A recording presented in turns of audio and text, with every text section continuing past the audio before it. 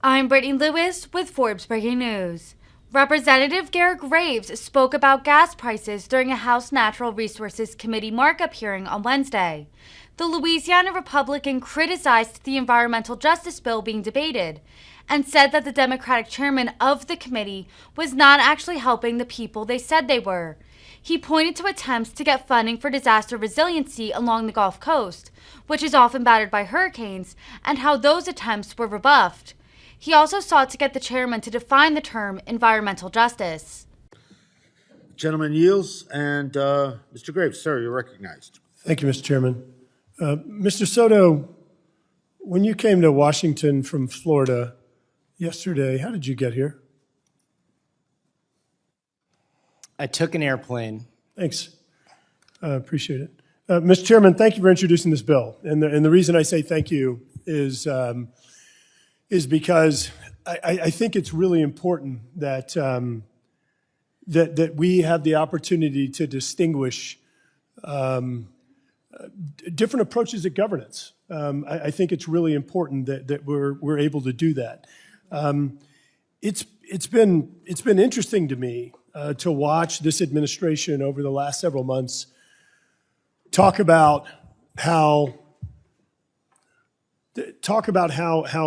the reduction in gas prices, whatever it's been, 20 cents, is a result of their actions, yet the more than doubling of gas prices is not their responsibility. For them to step in and attempt to redefine what a recession is, as we saw yesterday, whenever their own Treasury Secretary defined it as exactly what we're expecting to see tomorrow in the economic numbers reported. This is fascinating to me to watch what's going on. So today we're dealing with a bill called Environmental Justice for All that the chairman of this committee introduced. Mr. Chairman, I'd like to understand a little bit better the term environmental justice. Could you explain to the committee what that means?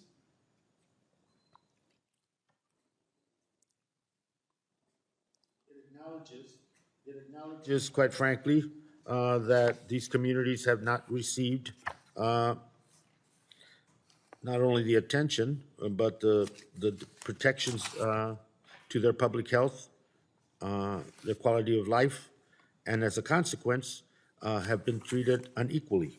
Okay.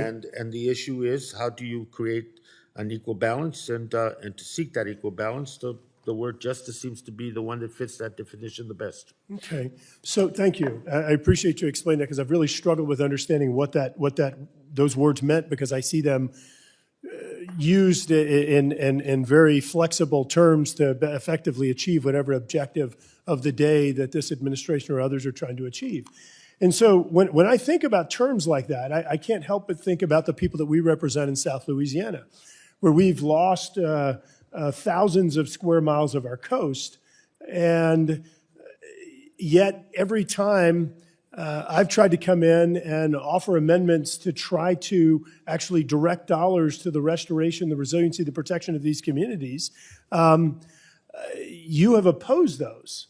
And in fact, this legislation takes additional dollars away from those very communities and gives it to communities that are not suffering to the same level that our folks are. Our folks, literally, houses are going underwater or being blown away, and this legislation actually makes it worse.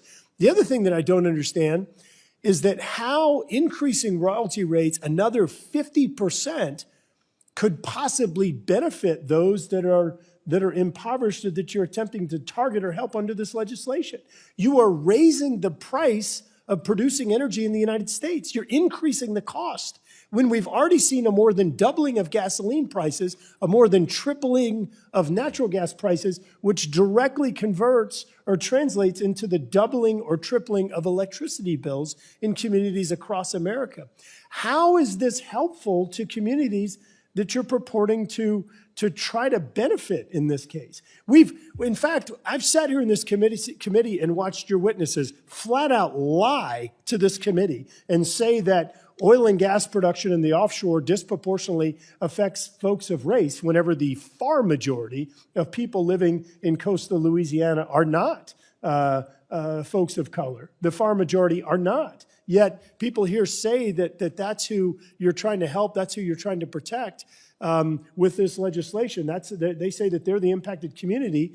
I'm not sure where you are in this, but your legislation actually cuts funds for the resilience. It cuts funds for coastal protection for the communities in Texas, in Louisiana, in Mississippi, Alabama, along the Gulf Coast. And so, just last year, we had Hurricane Ida, one of the most powerful hurricanes to ever make landfall. I really just wonder, Mr. Chairman, what you and the other Democrats on this committee are going to go tell those people next year or later this year when they get hit by a hurricane. You've cut their funding for resilience, and you've forced more people into energy poverty by further raising the price of energy in the United States. It is baffling to me how anybody could look at this and think that it's a good idea. Yield back. And we don't have